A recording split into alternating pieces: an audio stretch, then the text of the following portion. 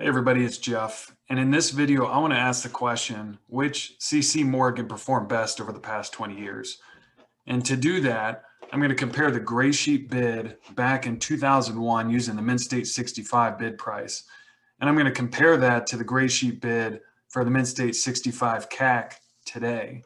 And the reason I'm using the CAC bid is because it's largely assumed that some of those older graded slabs are much nicer than today's version of a Mint State 65. So I'm not necessarily going to call it a 66 where every one of them should be upgraded by one, but I'll certainly give it the CAC assumption to compare how did these CC Morgans perform over time. And if you stay to the end of the video, I'm going to predict which will be the best performer over the next 20 years. One thing I want to mention though, before we get into the video is if you can, hit that like button and subscribe to my growing channel. My channel will talk about coin price trends, coin market history. I'm going to start doing these grading challenges where we're really going to focus on pictures of different coins on the internet and see how well you can grade. And that will really help us learn how to grade going forward. So let's look at all the different CC Morgans, and I filtered this by mintage, as you can see here. And it's really intriguing when you think of the lowest mintage to the highest, the lumpiness of the price. And of course, a lot of that is how many of them were saved in mint state grade. Even though, for example, the 85cc has the lowest mintage, there were quite a few more that were saved in high grade, whereas the 89cc, very, very, very few, only 3 total were mint state 65 or higher that were saved at that level. Then you could see kind of as the lumpiness goes on. So take a moment now and write down somewhere, or put in the comment section, which of these you think performed the best from 2001 to 2021. All right, we're going to get into the results here, and we're going to start with the worst performer and finish with the best. The worst performer over that time was actually the 1890 CC Morgan. It has a fairly high mintage, but not a very high population report, as you'll notice as we progress through this video. The mintage of 2.3 million in other years in mint marks would normally be associated with a population closer to 3,000 to 5,000, not 380 pieces. But you could see, since 2001, the Mint State 65 bid was 5,000, and in 2021, the 65 CAC has bid 4,300.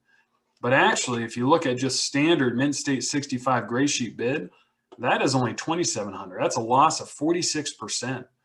And it's interesting to note, since 2012, the population's grown by about 120, which is in line in terms of percentage growth.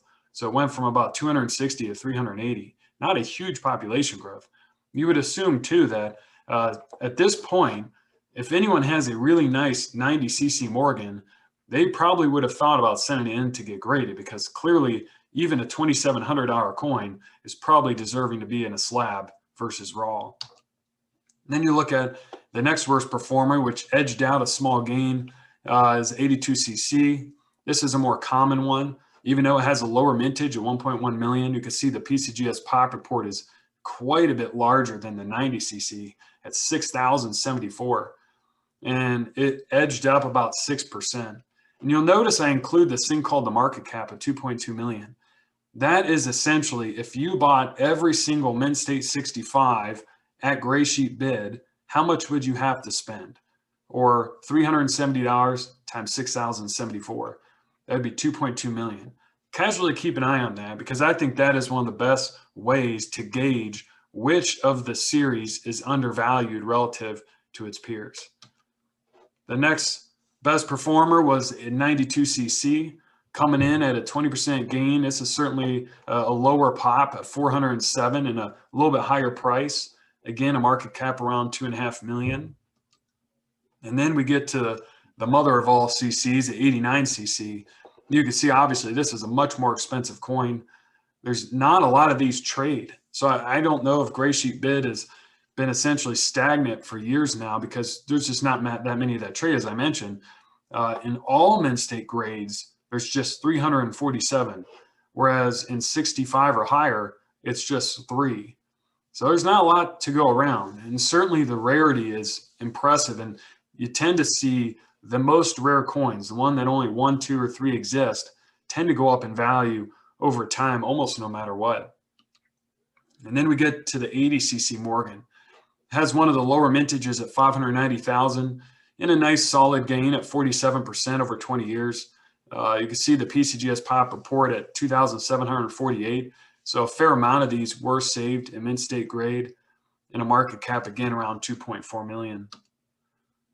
We get to the next 85 CC. We're certainly getting to some of the more common years and mint marks in the 65. You can see the PCGS Pop 4,662, and now you get a market cap of 3.9 million. When you think of the past examples, those market caps were much lower at 2 million or less. And then the 81 CC Morgan at one of the lowest mintages at 296,000. But of course, many were saved in high grade. You can see the Pop report at 5,100. And this is one of the more popular ones for kind of the typeset or the lower entry point to get into a CC. And then we get to the one of the most common ones, 84 CC at a PCGS Pop of 8,721. This did grow though by 57%. And granted, I'm looking at the 65 CAC. 65 is probably more in line with the 230 to 250 kind of price. So I'm looking at the nicest of the 65s to kind of reflect this $360 value. And then the 78 CC had a very nice gain, a 64% over those 20 years. A PCGS Pop, more reasonable, 2,259, and a pretty big market cap of 3.4 million. The 83 CC Morgan. This is the most common. You can see a PCGS Pop in 65 grade at 9,419. A whole lot of these trade on a regular basis. This is certainly the lowest entry point, the type coin for the CC mint mark. And then the 91 CC up 64%. This is a much higher price coin, 2,500 up to 4,100 with just 792 in the Pop report. And then the 79 CC. This was one of the best performers at 78%. You could see a much more expensive coin. And these expensive coins with low pops tend to go up in value. It feels like the wealthy, once you've crossed that threshold, it seems like $5,000 to $10,000. Once you cross that, money is less of an object when it comes to buying a coin, and you care more about rarity. That's why I've looked back over time, and it feels like these super expensive coins way back in the late 90s, early 2000s became even more expensive, whereas the lower price coins back in early 2000s really didn't gain that much in value, even though I guess you could say inflation ate away and they should have gained in value. It's the expensive ones that seem to go up the most. And then the best performer by far is the 93 CC at just a 13 population report. Again, kind of goes to my theory of the last slide, 42,000 up to 110. And certainly growth potential going forward at just 13 pieces, a market cap at 1.4 million. All right, now we get to the end, and this goes to the key question: which one will outperform over the next 20 years? And in my opinion, how I like looking at this is you really boil it down to this idea of market cap. If you could buy every single one of the 65s, how much would you have to spend? And then you also have to compare that to the population. It's got to be low enough that it's appealing to people, and the price has to be high enough that it's not common. There can't be that many that trade. So as you can see, I highlighted the 1890 CC at a PCGS Pop of just 380, a market cap, the third lowest. Only one of these have traded at great collections in 2020. And you could see the most common, 84 CC, there were 47 trades at great collections in a mint state 65 just in calendar year 2020, whereas there was just a single one of the 1890 CCs.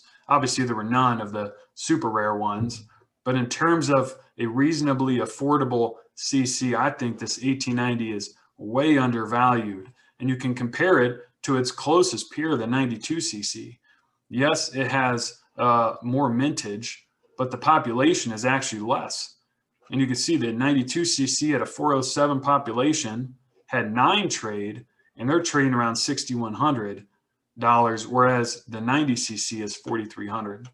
So if you're going to say, if I can afford a coin like that and I'm putting one of the CCs in my type collection, or I just want to collect a coin that I think is going to hold its value or perhaps even go up in value over 20 years, I would definitely look at the 1890cc as the value spot. That's all I have. Again, I appreciate you watching. If you could hit that like button and subscribe, thank you very much.